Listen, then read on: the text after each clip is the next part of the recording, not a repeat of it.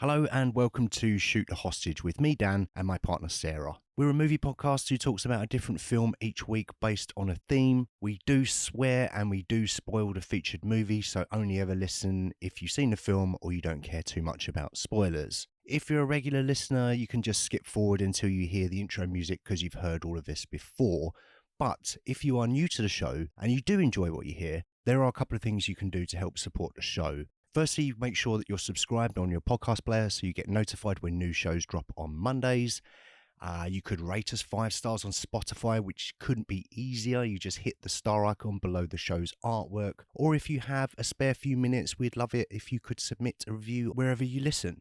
Make sure you come follow us at STH_pod on social media. We are active on Instagram, X, Threads, and TikTok. And lastly, the biggest thing you can do to help is tell a friend about the show. So that's about it. That's enough preamble from me. Over to me and Sarah for this week's episode.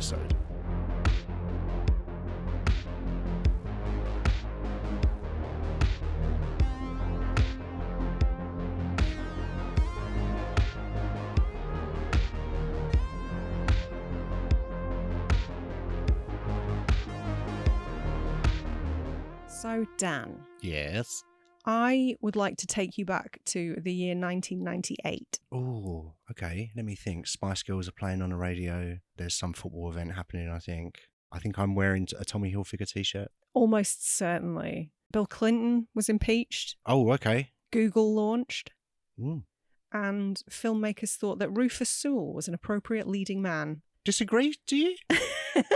Guess we'll get to it. Oh, okay. What are we covering this week? Dark City. Alex Proyas, Dark City. This is the third of your choices in Dream season. Yep. Why? Oh, you're coming straight out the gate with Yes. the Dreams question. Okay. Yeah, because I left it to the last minute in the last show, but it was at the forefront of my mind this week. Because why? Why, Daniel? Okay. The reason that I included this, there was a few. First reason, it's been in the watch pile for ages, and I just wanted to get it watched. There was another reason that in this movie, and maybe we'll speak about it a bit more, but the people in a city are put to sleep and they are impregnated with false memories. Impregnated is the word you're going with. Yeah. Okay. Yeah. So, you know, the idea of false memories being similar to dreams in a way, like you remember your dreams. I don't ever remember being in a dream. I only remember remembering a dream, if that makes sense. I think so. I think I get you. Okay. Also, I didn't know this when I was planning it, but the idea of the film came to, I was going to say Alex Proyas when he was dreaming. Okay. So, you know, he dreamt of a dark figure and then he woke up and he was convinced that his room had been moved around. So that's where he got the idea for this from. That's terrifying. Yeah. That's what Charles Manson's followers used to do. Is it? They called it creepy crawls. They would break into people's houses and just move stuff around to fuck with them.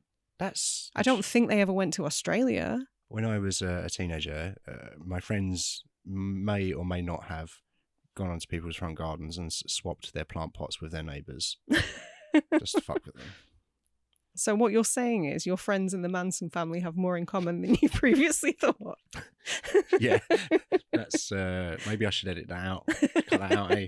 You don't want to implicate them in anything. No, I said may or may not, and that's allegedly it happened, but I might be making it up just for having a fun story. Just for the bit. Yeah. I didn't know that this idea came to him in a dream until I was researching the episode, so I can't really use that as a justification. No one would have known. But it's kind of interesting, and also I remember this. I remember just maybe one of the strongest things about this movie is it feeling a bit like a nightmare in terms of its aesthetic, how it looks, how it feels. It feels very dreamlike. Yeah. The moving of the cities, something that we might talk about later in another episode that might have some crossover with, which I'm not going to say here. If you're a patron member on our free tier, you might know what movie I'm referencing here. But the which tier? The free tier. Free tier, you say? Zero money. Free tier. Zero money. You can find out what our schedules are. Excellent. And I'm guessing other movies that I'm talking about were maybe somewhat influenced by this. While watching it, it struck me that I've got a theory about how this movie plays, and I don't know if it holds any weight at all. I've not looked at it online. I've not Googled it. Oh. But I think that possibly the whole thing might be a dream. Okay. So in my mind, I don't think there's any clear answers, but I think in my mind it would work if the whole thing was a dream. And normally I would hate that. It's I a bit would of a hate cop-out. that, yeah. But I think the way that it plays out in the end and the way that he's using the tuning at the end of the movie, for me, I thought maybe that could be someone realising they're in a dream and then being able to control their dream via lucid dreaming. Okay. Yeah. I've heard that the way to lucid dream is to ultimately realise that you're in a dream. But how do you do that? I don't know. Otherwise I'd be fucking doing it, wouldn't I? I tried. You'd never be awake. I tried when I was a kid, but yeah. So that's my take on this film, is that it is all a dream, but then also you've got the existential stuff with what are dreams really, and how do your memories shape who you are, and how would dreams also possibly do that? Okay. It's I guess it's more the subconscious thought level is what I'm thinking of. And while I don't think this necessarily 100% works in a dreams lineup, I mean, it depends on your take, really. It's my take, so shut up and just fucking listen to it. I don't give a shit. I mean, what you said about Alex Proyas having the idea come to him in a dream has sort of retroactively bailed you out anyway.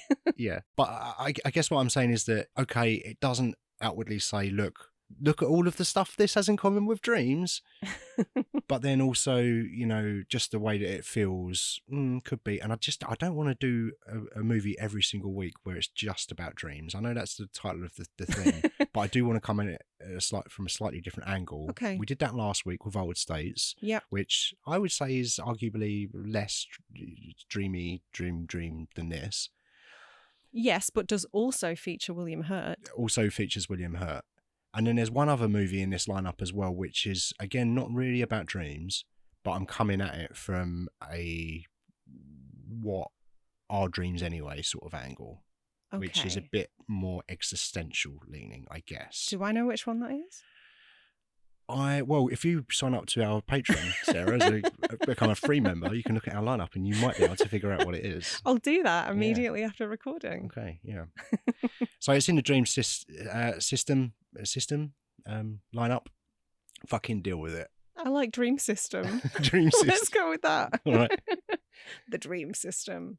So we've already said this came out in 1998. It's a film that Alex Proyas said he started writing before The Crow. Okay. So prior to 1994. Yep.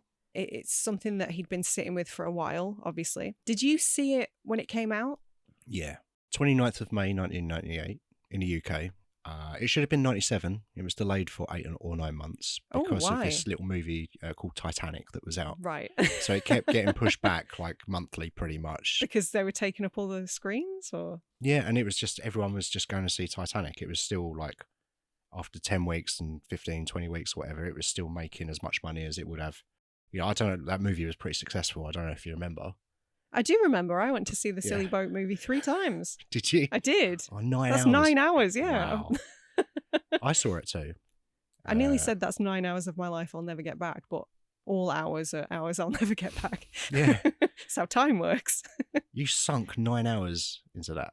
Oh, see what you did there? Yeah. I did, yeah. That movie where Bill Paxton throws the old lady off the side of the boat at the end. Have you seen it? You sure? I have seen it. It's a good movie. Bill Paxton's best performance. He played the ship. I would have enjoyed and that. The iceberg. Yeah. Oh, I would have enjoyed that a lot more. But yeah, I think I didn't see this at the cinema. I saw this, I think this was a super video special. So I would have gone in and been like, oh, new movies. What's this? Ooh. Yeah. Okay, let's look at this. Or possibly I might have seen it on a trailer, on a rental. Okay. Maybe. But I was definitely aware of it when it came out, fairly soon after it came out. And I watched it, I believe I rented it. And then I think some 6 months or 8 months later, it came onto, what was at the time, Sky Movies, I think. And then I watched it a bunch of times on Sky. Okay. So I saw it quite a lot when I was younger. And it's fair to say that it blew my tiny mind. I thought it was very interesting. However, we watched the director's cut. That was going to be my next question. Oh, Is that interesting. the version we watched? Yeah. Yeah. Okay. So when did you first see this? I also rented it. But it would have been the theatrical cut. It would have been, yeah. But it's funny because when it started, I was like, yeah, no, I remember this, because I wouldn't have seen it for a good 20 years. Wow. Yeah, it's been a very long time, but I definitely, like, I owned it on VHS, so I must have seen it a few times when I was much younger. But as the film progressed, I was like, oh, this is all coming back to me. Right. And it became very familiar, almost like a dream. Deja vu. Yeah, but... When you see cats. Is that what that is? Yeah. A glitch in the Dark City. God, every time someone covers Dark City, you have to mention The Matrix, don't you? Of course you do. You have to. Well, it kind of plays out. Like, I think one of my notes is this Guillermo del Toro's The Matrix. Yeah, that's a really interesting take, yeah. Because it just, like, Rufus Sewell is Neo, right? Oh, yeah. He's the Christ figure. He's John Anderson. Yeah. Yeah.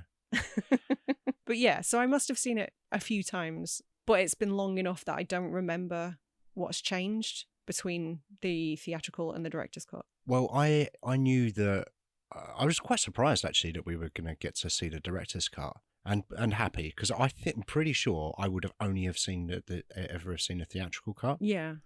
Well, funnily enough, I think that was the only one that was available when I went to buy it. I'm good, because it sounds like that theatrical cut was a bit shit. or not shit, but like it was tampered with by the studio and maybe dumbed down a little bit. And I think it opened, or it definitely does open, with a voiceover by Kiefer Sutherland.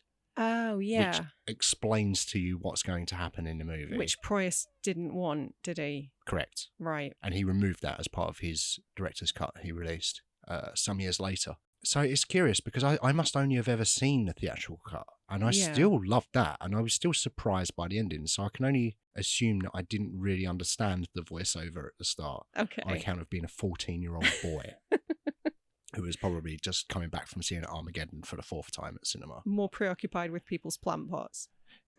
Allegedly. Yeah, so it was nice to watch the director's cut, because it didn't have that horrible voiceover. I don't remember the voiceover at all. Oh, I do. I don't necessarily remember all of the beats that it hit or the things that were said, because a lot of this has been from interviews I've listened to from Alex Proyas, and I watched some of the director's commentary today as well. But I do remember the vibe of it having a voiceover. But then also that could just be because it's kind of a noir movie. You kind of expect it to have a voiceover. That's kind of part of a noir's identity in many ways. It's funny, isn't it? Like, viewing it now as a 40-odd-year-old, I don't think I knew what neo-noir was the first time I watched this movie. I would have been, 16? So it's really interesting sort of looking at it with an extra 25 years of cinema experience and viewing it. I mean, it is like sci-fi neo-noir, right? Yeah, absolutely. Yeah, like it has all of the elements that you need, I think, to consider something noir. It's got the kind of the architecture, the gothic noir architecture, the flashbacks, the mystery, mystery. You've got like the gumshoe detective type, the femme fatale, hats, people wearing hats, yeah. Yeah, it definitely, like it's a noir movie, and I feel like that's when Proyas was trying to develop this in his mind. I think that's one of the things that he thought of that kind of unlocked a way of making this for him. Okay, because he was able to create a lot of the characters via archetypes in that kind of genre, and I think that's partly why I think this falls apart a little bit for me watching this now as a 40-year-old. I still think it's good. And I still think it's very interesting, but it's nowhere near the beam-off masterpiece that I thought that it was when I was 14. I am going to go ahead and agree with you. This is going to sound harsh, but watching it last night, I was like, was it always this boring? No. And that sounds awful, because it is a really well-made film. It's a very interesting idea. It explores some really interesting ideas that you still don't see a lot of in cinema. It's got some good performances. But there's a lot I don't like about it now, and we'll get to it as we go on. But I definitely don't love it like I did. I love the central concept of it, and what we learn, the reveal at the end of the movie. That I love it. Yeah, like it's so interesting. And was that? No, I'm not going to spoil that Lawrence Fishburne movie, but you know the one I'm talking about. I think similar kind of ending to this, maybe. But I loved that central idea. But I think it's more interesting than it is an enjoyable ride for me. I almost feel Yeah. like it's more interesting to think about it and talk about it than it is to actually watch it. Yes. And that Again, it sounds harsh, but I'm already having more fun than I did watching it. yeah, like the setup is kind of intriguing, and then the end I think is great. Like I say, the reveal of that brilliant idea. But there's a lot in the middle where I kind of felt like it was repeating itself a bit. And I get maybe that's also part of the design, because you're meant to feel like you're sort of going around in circles a little bit, like a maze, and not being able to find your way out or draw any conclusions. But in that kind of structure, I found myself getting tired of it, and I couldn't wait for it to end. And I think the way that it ends as well, I think is, I don't know, it goes a bit... It's a bit schmaltzy at the end, yeah, which I didn't love. Yeah. So what, do you know anything else that differs between the theatrical and the director's cut? Is the director's cut longer, I'm assuming? I don't know. I have no idea. Okay.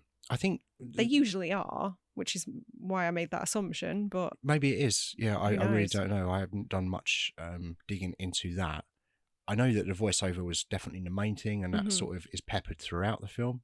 Look, I'll be honest, this is going to make me sound really dumb. Maybe the heavy-handed voiceover is why I enjoyed it so much as a 16-year-old, because I will admit, sort of, I don't know, getting about 20 minutes in and just being like, this is borderline incomprehensible. For the first sort of 20, 30 minutes, I didn't know what the fuck was going on. Okay. And I wasn't that intrigued, which is awful. And I think some of that is coming back to Rufus Sewell's performance. I quite liked him in this. I had no issues with him. What else would we have seen? He's done that. Oh, he was Prince Andrew in that movie recently, wasn't he? He was, Scoop. Yeah. I'm kind of interested to watch that, you know. I mean, if you've seen the actual interview, yeah, then you've seen it. But they do a good job. It's all right. Have you seen it? I have, yeah. Oh, when I did watched you watch it when you were in Edinburgh. Oh, fuck you. I guess I'll watch it on my own. Oh, I'm sorry. I didn't realise I wasn't allowed to watch films when you were out of the house. I would have watched that. What did you watch it on? Netflix. It's on Netflix? Yeah. Oh, fucking hell. I would have watched that today if I'd have known. Yeah, I'm looking forward to seeing Rufus Sewell say it was just a straightforward shooting weekend. And I don't sweat. And yeah. I couldn't have been sweating because I can't sweat. Bizarre thing to make a movie of. Very. But, bizarre thing to have happened. Yeah, exactly. Like, yes. Well, let's not get into that. But yeah, so Rufus Sewell was in that, which I'm fascinated to watch. What else would it... Oh, was he in Practical Magic? Oh, maybe. I don't know why that's come to mind. Here's one for you. A Knight's Tale, which everyone fucking loved. I like A Knight's Tale. I fucking hated A Knight's Tale. I'm sorry, I'm a basic bitch. I enjoyed it. I didn't like it very much. But yeah, people liked it, so I'm wrong, obviously. I think it's good. Good. I don't like Queen very much. So I think that's my problem. Fair enough. He was in that M. Night Shyamalan movie. Old. Recently. Was he? Yeah, he was in that. He was on a beach. Was he old? He was on a... Not at first. Or maybe it was a sequel to Dark City, because in Dark City he was trying to find a beach. Was it Shell Beach? Yeah. Oh. The Dark City cinematic universe that we didn't know existed. Yeah. Okay, I'll be honest, I don't remember him in that. No, but there was quite a large cast in my defense. Yeah. Yeah, he's not somebody I ever find myself thinking about. It's not like, wonder what Rufus Sewell's up to these days. No, I guess I probably think about him more than you do now. He was in a bunch of stuff and then he wasn't. And then he just pops up occasionally, as far as I'm aware. But I guess, again, to bring it back to the Matrix comparisons, in his defense, he doesn't have a great deal to do because he is the Neo character. Like he sort of wakes up almost amnesiac, like he's been wiped clean, which obviously we later find out the reasons why. But he's kind of in the dark as to who he is. Yeah. He's got some memories, but a lot of it's gone missing, and so he is sort of playing almost a blank slate, which doesn't give him a lot. Yes, you're 100% right. I like that about his character, and I think that he plays that blank slate better than Keanu Reeves does, in a way. I really loved Matrix. Don't get me wrong, it's a 5-star masterpiece, and people get fucking kicked in the head, and it's great. But I feel like Rufus Sewell has got he's a better actor than Keanu Reeves, let's be honest, right? Yeah. Come on. I love Keanu Reeves, but yes. 100%. but he's very, very good at what he does. Yeah. Fucking love me a John Wick movie. Mm-hmm. But Rufus Sewell has definitely got something a bit more. It seems to He's more find expressive. more interesting threads in performances. Yeah, and he's way more expressive. And his American accent was pretty good in this. Yep. Okay. Well, I rely on you to be the accent detector because I just kind of, unless they're really bad, I don't really notice. Well, there were a few. I noticed a few wavering accents last night, and I looked into it, and apparently a lot of it, because Alex Proyas is Australian, a lot of it was filmed in Sydney. Yeah. Which makes a lot of sense. All I'm of it. guessing all of it was filmed in All of Sydney, it was was it? filmed in Okay. Sydney. But that makes sense because there were a few accents, and I was like, am I detecting a hint of Australian there? Yeah. So I'm guessing most of the smaller roles were locals, Probably. as is often the case. Yeah, probably. And plus Richard O'Brien. And Richard O'Brien. Is Mr. Hand. Mr. Hand. Playing one of the weird sort of skinny albino Cenobites. Yeah. Meets Harkonnen family from Dune. I thought about Dune and Hellraiser. Did you? Yeah. Leather. Bald leather daddies. Yeah. Yeah. But they're less spiky. But they do the teeth chattering thing. Yeah, who else does that? The Chatterer from Hellraiser. Oh, yeah, of course. So yeah, there's definitely a lot of comparisons. It's funny because I feel like this film was influenced by a lot of other films, but has also been influential. Agreed. Yeah, agree with both of those observations 100%. Yeah, it definitely was trading off the back of a bunch of, noir stuff in the 50s, I guess. American noir movies, 40s, 50s, that itself was influenced by other more European cinema, right? So yeah, it's interesting to see how that was influenced, and then what else has also taken note from this movie. I think The Matrix was too close in production to be that influenced by this. Yeah. Although they did use some of the same sets. Yeah, and to be props, fair, at least. Yeah, and if there were some reused sets, I believe, and to be fair, if this was delayed for 8 or 9 months, that means that it must have been ready 8 or 9 months before. Which, when was The Matrix in production? Now, obviously, they would have been deep into production before they even saw this, but maybe they did see it, I believe, before it came out. So maybe there's some degrading or something, and it's obviously some of the sets which you already mentioned were literally reused. But I think to say that The Matrix ripped this off is unfair. Do people say that? I think, yeah, and I can understand why they would say that, but I think when you realise how long it takes to make shit, well, yeah, it's not, I would have assumed that they were in production in tandem. Yeah. Interesting. Okay. I think that's unfair, yeah. Mm.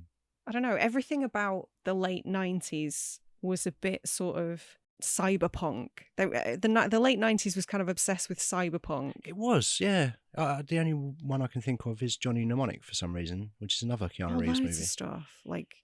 Even Hackers to a lesser degree. Yeah, haven't seen it. You've never seen Hackers? No.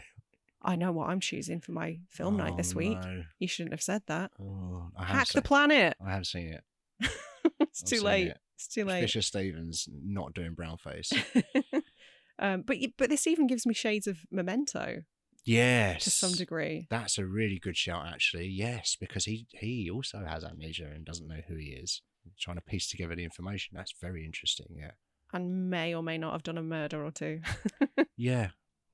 It's not something that had ever occurred to me before, but that was something I thought of last night when we were watching it. Well, it's definitely, I would say if this movie is about anything, it's about identity, right? And it's about how our memories inform who we are. Because the what are they called? The Sinner bitches. The Richard O'Briens. Mr. Hand. The riffraffs. Mr. Hand, yeah. Mr. Hand and his... Would you stop the fans, please?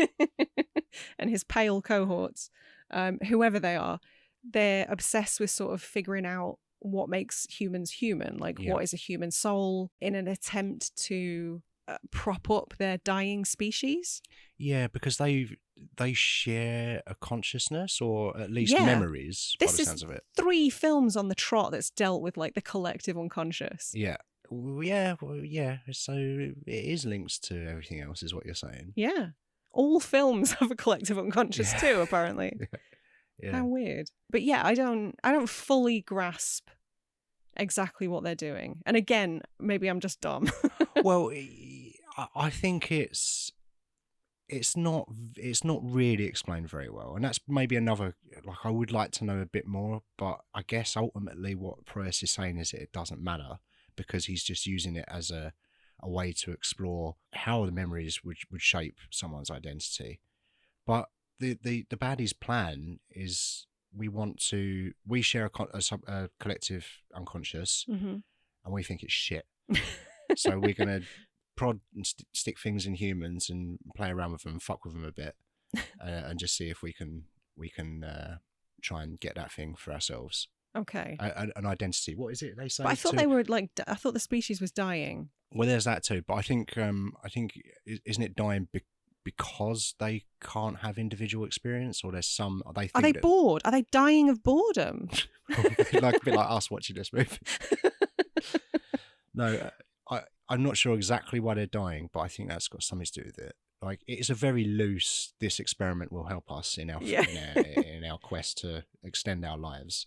Okay. I'm glad you said that, because I was thinking about it for way longer than I care to admit. And I was just like, I can't work it out. I don't know. Yeah. Don't know what they're trying to do. But they go to a lot of effort. I imagine that it must be a much easier way to carry out this experiment than building an entire city. Yeah, and something else that struck me while watching it last night is I do quite like the sequences where they sort of put everyone to sleep. Yeah. In that sort of hypnosis type thing where they're just like, and sleep. Yep. Paul McKenna. Yeah. No, when you wake up, you'll think you're a chicken. Exactly that, yeah. Has anyone in this family even seen a chicken?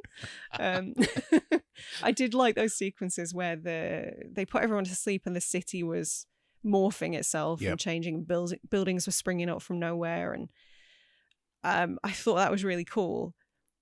But they've got the power to do that, but they still have to manually pick up and move all of the humans by hand. Yeah, that seems really like poorly thought out. And I just thought, my God, when they show us like the production line and they're like, right, we need 100 watches and we need 5,000 photos of the Queen or whatever, and they're just sort of standing there and they're like threading things like a production line. I'm like, this is a bit weird. You can make cities appear from nothing. Yeah.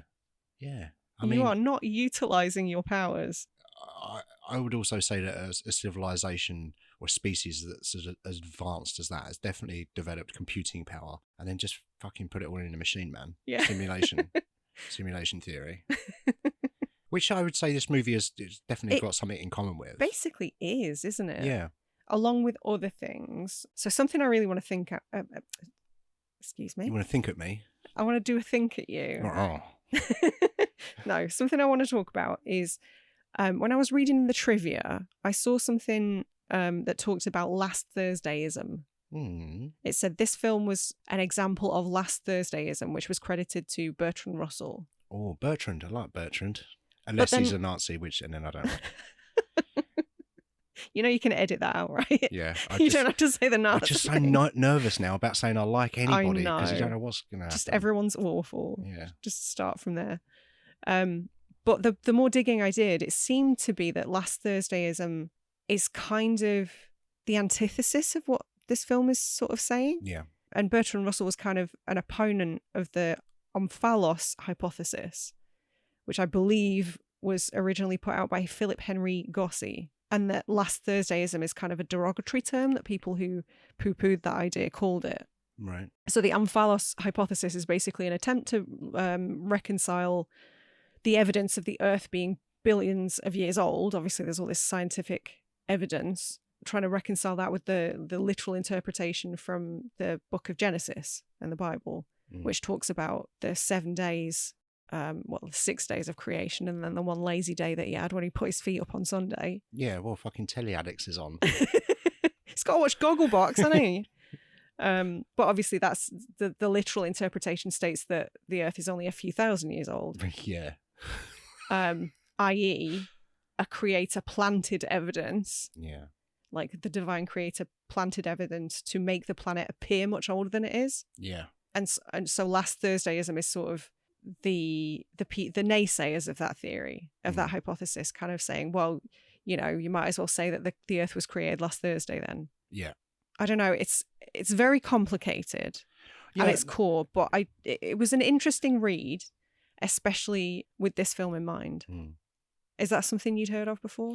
No, I mean, when you said, I've never heard of it. When you said the term last Thursdays, my mind automatically went to, what did I have for breakfast last Thursday? I can't remember. I know I had it though. And that was kind of where I was coming from. Like, I think I had it. I know I had it. But did I? Because I can't remember what it was. Just the notion of memories and how can we ever trust anything, basically? Yeah. Maybe we didn't really watch Dark City last night. Maybe we're in a simulation and that's an implanted memory. It's something that occurs to me a lot, you know. I think, you know, when I wake up, am I who I was yesterday? I don't know. I might not be. Maybe you murdered a bunch of women and left spirals on their naked bodies. No, and the worst I would do is swap people's plant pots around. Just harmless fun. A bit of a prankster. Not a murderer. No. It's an interesting one though, isn't it? Yeah. Ultimately, our memories are the only thing that we have to know that we've been around as long as we have. Like, without that, we're nothing. We're just operating on pure instinct, right? I'm guessing that, I don't know, some, you know, animals, do they have memories? Some animals do, because your cat seems to remember when it's dinner time. But, like, do insects have memories necessarily? Are they operating on more like, I can smell sugar, let's fly to the sugar? Or, you know, and how does that shape a being? It's funny, isn't it? I remember reading a scientific paper years ago now, probably about 8 years ago, and I found it really interesting. And it was pretty inconclusive because it was just sort of pondering what it is that makes us us. And it was more a case of trying to find out by elimination, sort of going through everything, saying, well, it's not necessarily our cells. That's not what forms us. There's no evidence that there is a soul as such. Yeah. And it was sort of breaking us down into pieces and saying, but if this was taken away, you'd still be you. So what is it?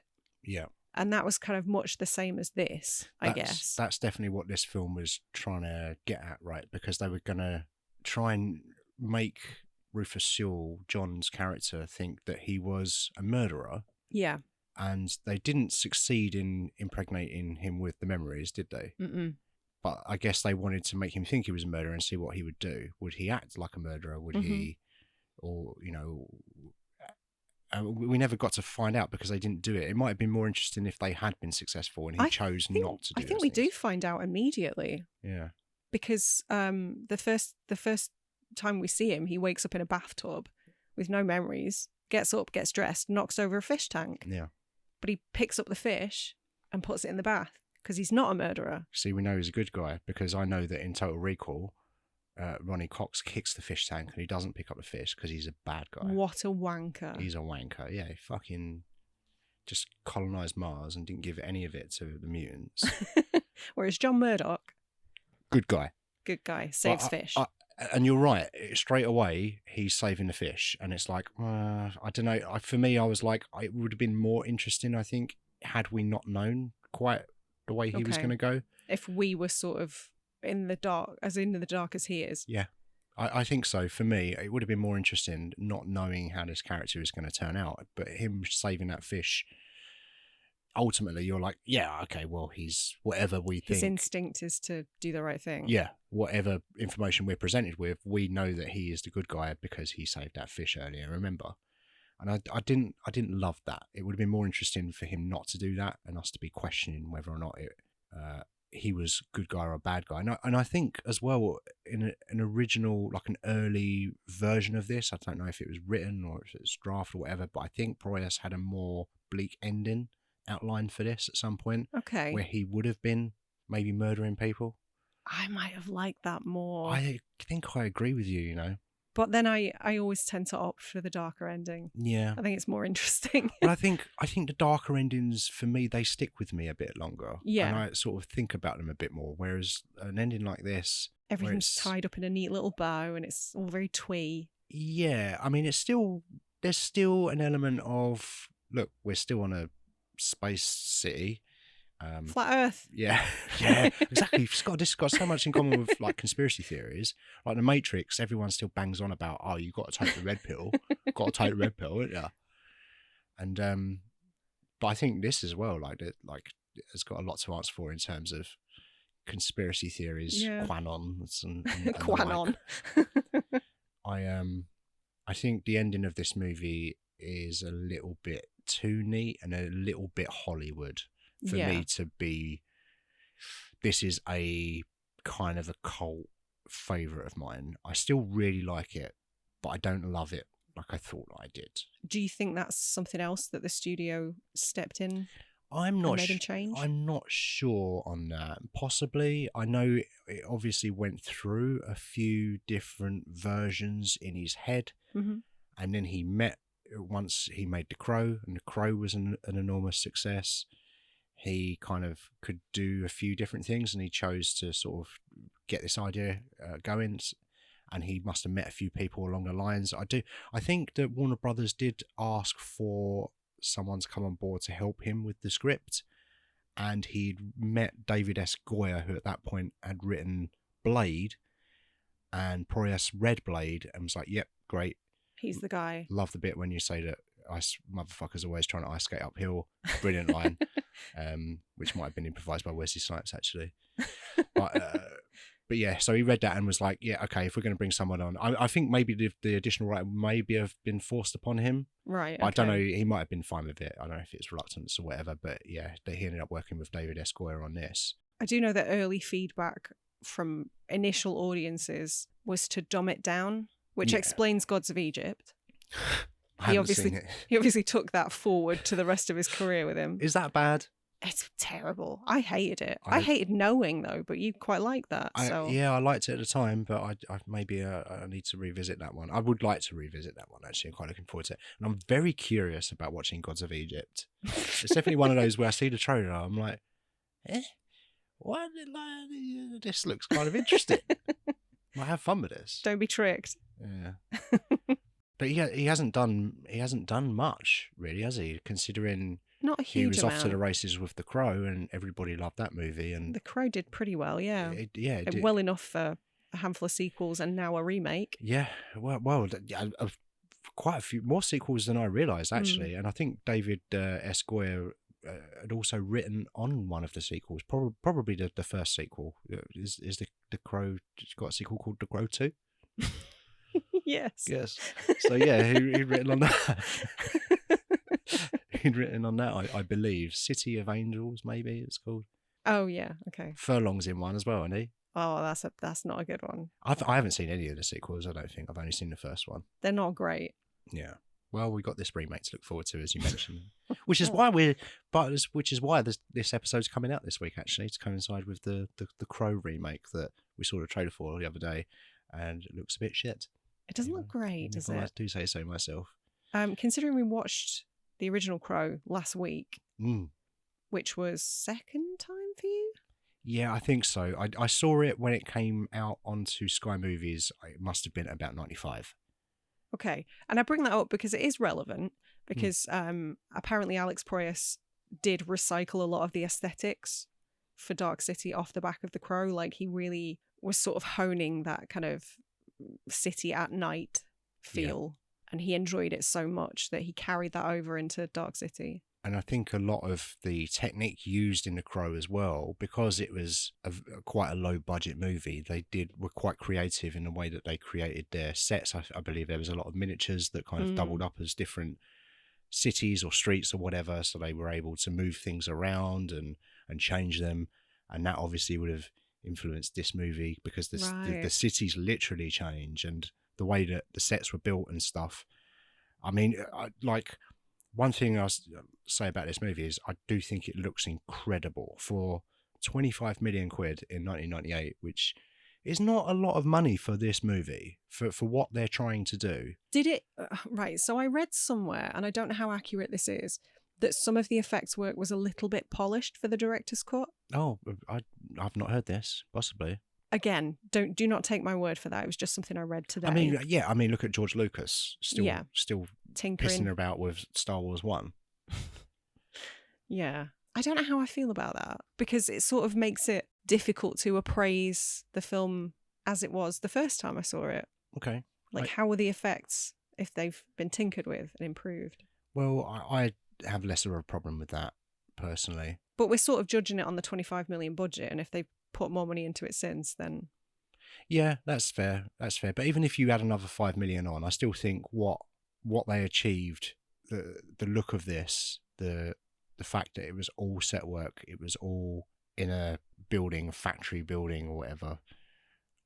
It does look really unique and interesting. Largely with practical lighting as well, that I read somewhere. Yeah, I love the use of practical lighting. It's always, I don't know, it just looks nicer, I feel like. It gives things more depth. Yeah. And it can look so... I think people don't realise quite how cinematic practical lighting can look. Mm. I think it's underused. And it's also just like, that's how we see things. So Yeah. there's if something's it. lit too well or whatever, there's always, not that I always notice it, but there must be an element of, I can't quite grasp that, it doesn't look quite right to me. Whereas practical lighting, you just can't argue, that's a bloke in a room. Yeah. And like, you're there with them. We've only really talked about Rufus Sewell. What about the other cast members? Well, who we got? We got William Hurt. We mentioned William Hurt, yeah. Who was in, we talked about him quite a bit last week in Old States. We did, but how did you find him here? I liked him in this. I thought his performance was interesting in that there was not much there. Okay. He was kind of expressionless for a lot of it, and I feel, to a lesser extent, Connolly as well. I feel like she was doing something a little different, but also that same kind of disconnectedness for me. Like she was reacting to people that she was getting.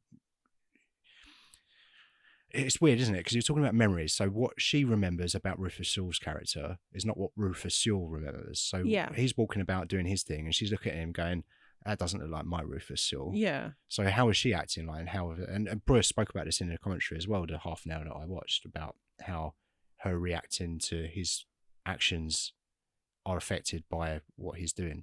But I felt a similar way about William Hurt's character, because he's chasing down this murderer, but he notices early on, a murderer wouldn't save a fish like this. So he's always being put on the back foot, and things are happening that he's not quite expecting. So he's kind of finding it difficult to know how to act. And I got that from the performance. Okay. I felt like I got the confusion. He doesn't quite know what to make of it, because he feels like he's someone that always kind of knows what's going on. Yeah. But he clearly doesn't in this, and that's very confusing to him. He's just sitting there with an accordion on his lap, and he's like, "My mum gave me this. Fucking don't know when. Can't remember, but I think I'm supposed to hold it." So nailed it. Yeah, I think what he does is interesting in this. Yeah. But I always think what William Hurt does is interesting, and I know he's maybe not the greatest bloke in the world, from what we hear. Well, he's not anymore. He's dead. Yeah. Yeah. So but yeah, there's some talk about domestic abuse allegations and the like. Let's steer clear of that if we can. But yeah, absolutely. But also, like, not the easiest person to work with on set either. Yeah. But he does seem like a deeply intelligent man. Just from the last 2 weeks between Altered States and now to this. Like, I did read, Alex Proyas said that William Hurt had more of a handle on the plot than even Proyas did. Yeah. Like, he grasped it immediately and was really into it. Yeah. And I think there's something about William Hurt. He's got something that is very interesting. Gravitas. It's not even the gravitas. It's just a complexity. Maybe it's the intelligence, which you touched on earlier. It's just I just get the impression that he's always ticking over. He's always thinking. And last week was very obvious. It was very easy to see that, because the movie was about a genius trying to find the meaning of the universe, which is 42. It's just that easy task. Yeah. But then, he goes and does a film like Lost in Space, and you think, yeah, fair play, man. I like Lost in Space. I enjoy it. I think it's a big fun time, but it's dumb as a fucking bag of rocks, man. It's not an intelligent movie. No. But also, like, he kind of plays it kind of interestingly. He's got something just underneath him where I don't know, like he's just got that thing that I just find deeply interesting, and I'm glued to whatever he's in. He was a very I'm glued to it. compelling actor. He's compelling. That's the word Yeah. I'm looking for. Thank you. Yes. So what about Jennifer Connelly? Because I don't know, what you were just saying sort of gave me a different outlook on it, but I thought she was a little bit wasted here. Yeah, I tend to agree with you that I think she was a bit wasted in that she was underused. But I think that her performance, to a lesser extent, I would say she shows more emotion than William Hurt's character does. Yeah. But then she's been implanted with this memory of Rufus Sewell and their entire past. So I get that. But she's very confused about what's happening, which means that she doesn't quite know how to act. Yeah. And she's kind of in a state of freeze. What's the word I'm looking for? Come on, thesaurus. What's the word? Can't think of it. Stunted? No. She just doesn't know quite what to do because nothing's happening in the way that she expects it to. I think that she does enough here, but I think she's ultimately underused. Yeah. It's funny because did she won an Oscar, didn't she? I don't know, did she? I'm pretty sure she did. I'm pretty sure it's Oscar winner Jennifer Connelly. Oscar winner for... Not Labyrinth. Not the one with the psychic bees. Phenomena. No. I love that movie. Is she in Russell Crowe's Gonna Solve Some Maths? A Beautiful Mind. She's in that, is she? Is that Ron Howard? I don't think I've ever actually seen that. Yeah, it's a Ron Howard movie, yeah. It looks like a Ron Howard movie. Yeah. It's, what else has she been in? Top Gun Maverick. She didn't win an Oscar for that, I don't think. Requiem for a Dream. Oh, is she in that? Okay, I haven't seen that. But she is a very talented actor. Mm. But I don't know, like you've said, I think the nuance that you've just given me makes me reappraise it a little bit more favourably. Yeah. I do think that they're trying something with these, and it doesn't, it's kind of part of the issue that I have with this is the archetypes, and it's some of the same problems that I had with The Breakfast Club, which we spoke about last season, in that you're showing me these archetypes, so I can't really identify with any of them because they're just feel a like bit stock characters. Yeah, it's just a bit broad. Yeah. And there's not something specific that I can go, oh yeah. No, it doesn't even have to be the same thing, but just something specific that I can go, oh yeah, I remember when I was really caught up about this very specific thing. So it's difficult, I think, as an actor, but I think that she ultimately makes the best decisions for the piece, for what this movie is. And I think that's all you can ask for from an actor. Like I think, and if anything, it shows to me that she's more interested in the story that she's telling rather than how she looks and how her individual performance is judged. Okay. What about Kiefer? Kiefer... I don't love his performance at all. I'm going to be honest. I liked it up to a point. Okay. And then I think he just went a bit too far with it. I hated the voice. He sounded like some sort of breathless pervert all the time. I hated it. It made me think of his performance in Freeway a little bit. That was one of the first notes that I made was just, it? I guess we only cover Kiefer Sutherland movies where his face is a little bit fucked up. Don't worry, because we're going to cover Young Guns one day. Yeah, he's an interesting actor, isn't he? He's done a lot of stuff that I'd forgotten about. Yeah. Because when I think of Kiefer Sutherland, obviously I think of like The Lost Boys, Flatliners, that sort of stuff. Young Guns. But I never think of Young Guns. Sorry. You will. But yeah, he's had quite an interesting career. Yeah. And I know that when he got a letter about appearing in this movie, he doubted himself. He assumed that it had been meant for his dad. Donald? Yeah. But no. I think Donald Pleasance. Donald Pleasance? I think Donald Sutherland might have been a better choice for this. I mean, I do, because I think Donald Sutherland was incredible. Yeah, really great actor. But I think maybe we needed someone who was a bit older in that role. Yeah. Who had seen a bit more. Although that's kind of irrelevant because the Kiefer Sutherland's character, Dr. Daniel P. Schreiber, who is based on a real person. I read that, yeah. German schizophrenic judge, which seems like two things you don't really want to mix. I mean, I don't know a huge amount about schizophrenia, but I did read that he was institutionalized, wasn't he? Yeah. And I think he wrote a book that was kind of to serve as his plea for release from the institution. Okay. And that when he released the book, yeah, they actually added time onto his sentence. I don't know. I've never read the book. Couldn't tell you. They, I think Proyas was heavily influenced by that. I'm assuming he read that book and that character. And the main focus of the film was meant to be, I believe, the detective character going insane, trying to figure out what's going on in this movie. Well, there was that other character, wasn't there, who had gone insane? Wasn't he the former detective? He was also a former detective. Yeah, I feel like one of the early ideas was the detective would go insane, but then when he introduced the noir kind of angle, he then offshoot and split characters up and added new characters, and different aspects of people's personalities were impregnated, if you will, into other people. And different characters. It's interesting to see how this movie kind of develops and kind of expanded.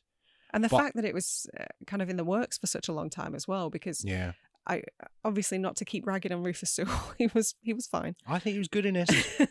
But reading that it was in development for such a long time, and that Alex Proyas was thinking about it during the making of The Crow and would, on breaks, talk to Brandon Lee about it. Yeah. So the assumption is that he initially wanted Brandon Lee in that role. Okay. Had things worked out not so tragically. Yeah. Yeah, that would have been interesting. But to go back to the casting of Kiefer Sutherland, I think that Donald, I nearly said fucking Pleasance again, Donald Sutherland, I think he would have been a more interesting choice as a viewer, because it would have been useful for me to go, this is a person that's lived and has experiences. Whereas Kiefer Sutherland, relatively young at that point. I mean, he's not no Brat Pack anymore, is he? But he just felt a bit young, a bit naive. But then also, I think Proyas describes the idea of him being young was essential to him because that added to the tragedy of the character. Okay. So I get that angle. It just didn't fully work for me. And I do feel like he went a bit too far with the mannerisms. Yeah.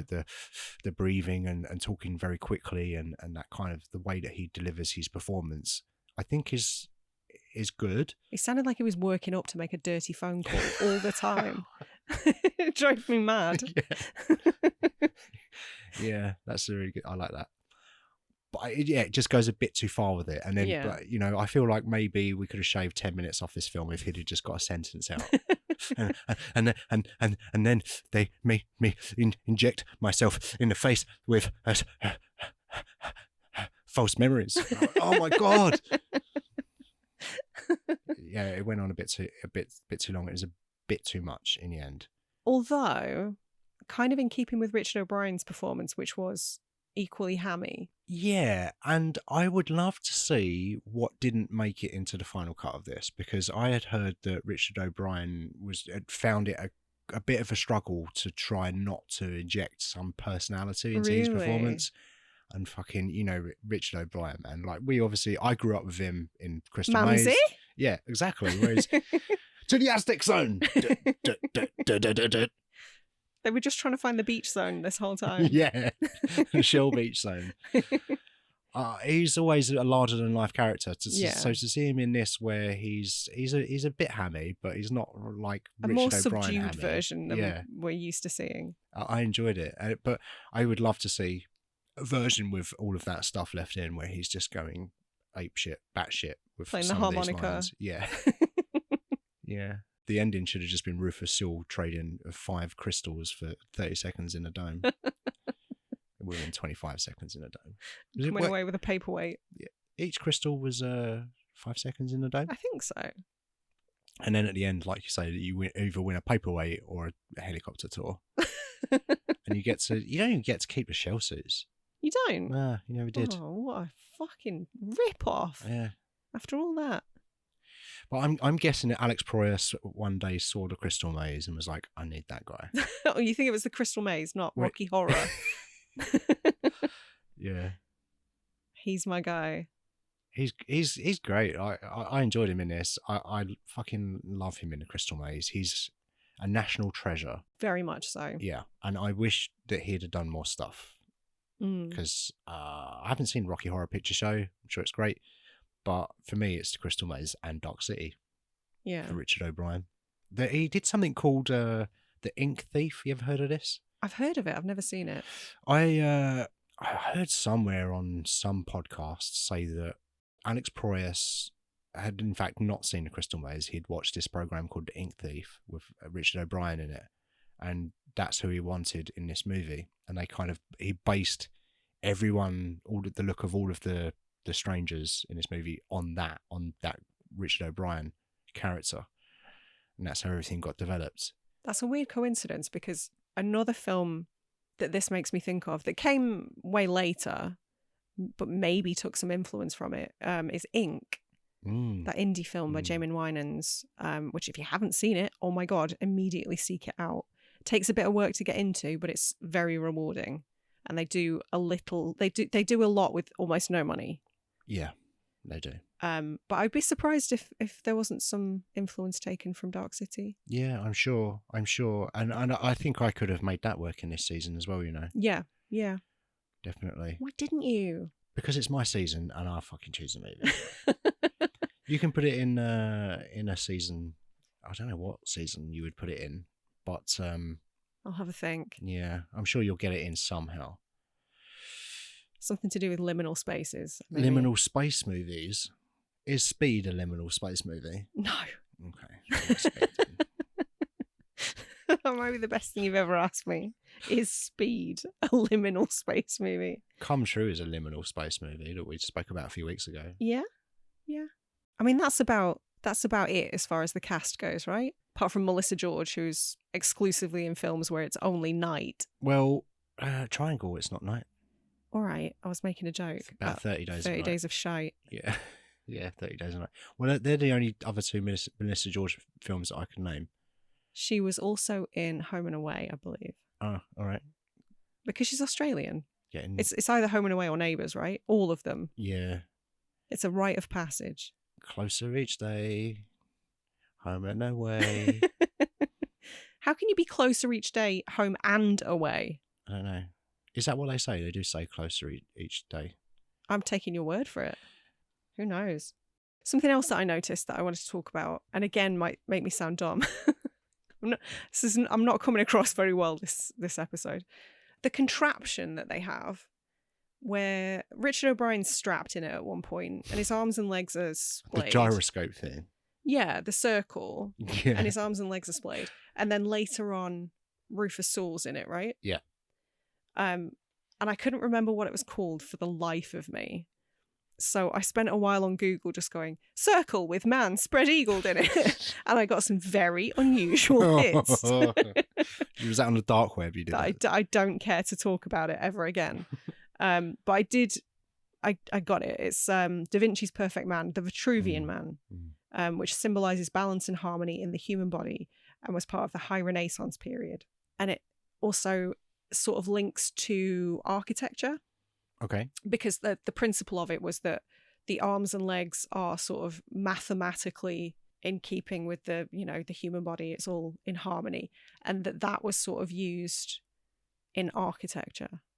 Again, I probably sound so stupid. What do you mean? I'm trying to give a very Cliff Notes version here. What in terms of the mathematics used and the proportions? Absolutely that, yeah. Right.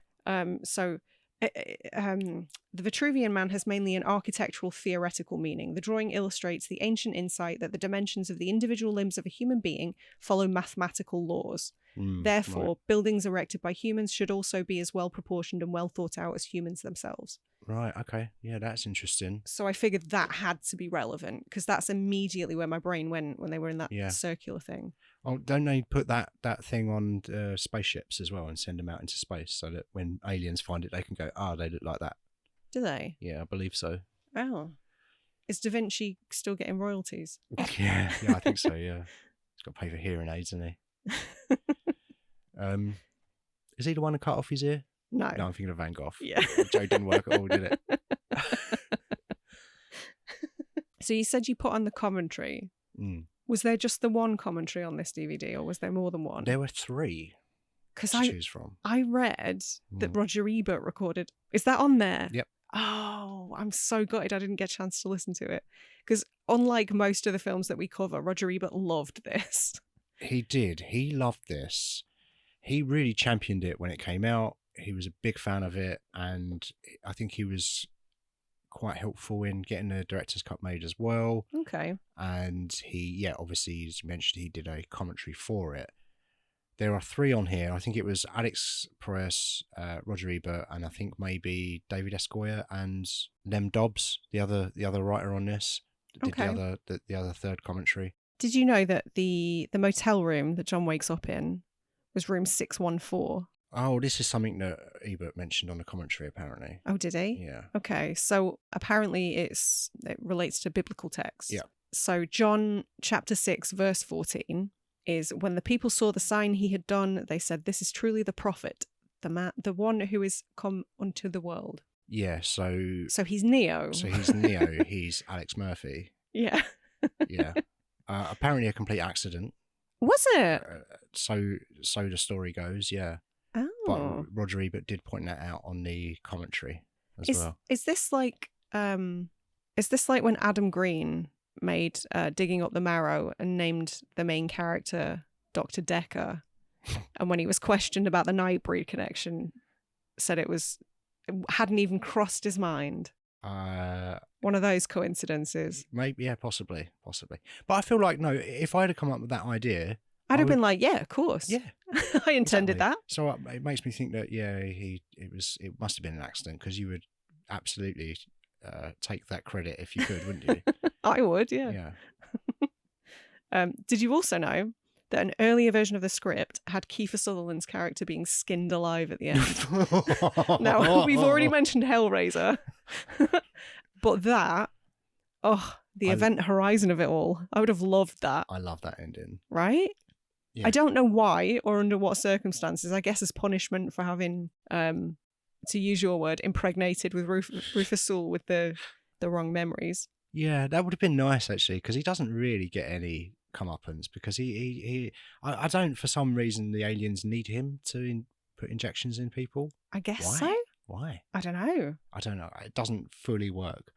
But, maybe it would have been nice to see some punishment for his actions, or it might have been somewhat rewarding, maybe. Skinned alive. I don't know, thinking about it, I don't know if that really would have worked with the rest of this movie. You don't think they should have gone full martyrs at the end? Maybe not, but it definitely would have been a talking point. Yeah. I maybe would have opened with that. I would have given it an extra star. And I love how invested William Hurt was in the whole thing as well, because obviously we have that scene with Kiefer Sutherland's character where he's in like the thermal baths. Yeah. And he says to Rufus Sewell, they have a fear of water, so you're safe here. And then William Hurt read that in the script, and he went outside and he was just like, well, why are the streets all wet?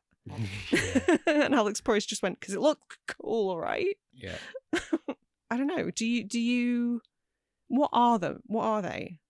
Because there were conflicting opinions. Let's end it on that. The aliens are aliens. You think they are aliens? Yeah. Okay. What else can they be? Well, David S. Goyer and Alex Proyas had differing theories. Mm. Goyer thinks that Dark City is purgatory and that all of the humans are already dead. Okay. Well, I said in a dream, so it's similar. Yeah. But Alex Proyas thought that they were that they'd been interstellar passengers, that their ship had been sort of intercepted by these bald, skinny, leather-coated freaks. Right. And they were being used as test subjects. But the aliens are like squid creatures in the brain.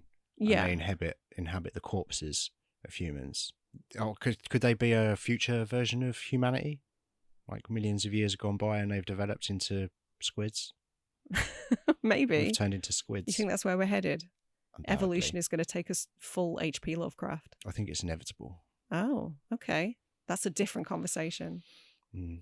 Do you have any more thoughts on Dark City? Not really. No. Okay. No, not really. If we're wrapping it up, I would just say that it's kind of annoying that I didn't enjoy this as much as I used to. Yeah. I thought it was really good, really interesting, nice to look at, very interesting idea. Some choices were made in it that I wasn't fully on board with. I didn't love the lack of information that we had, although I understand why it's presented in the way that it is. But ultimately, I think it could have been a lot more interesting.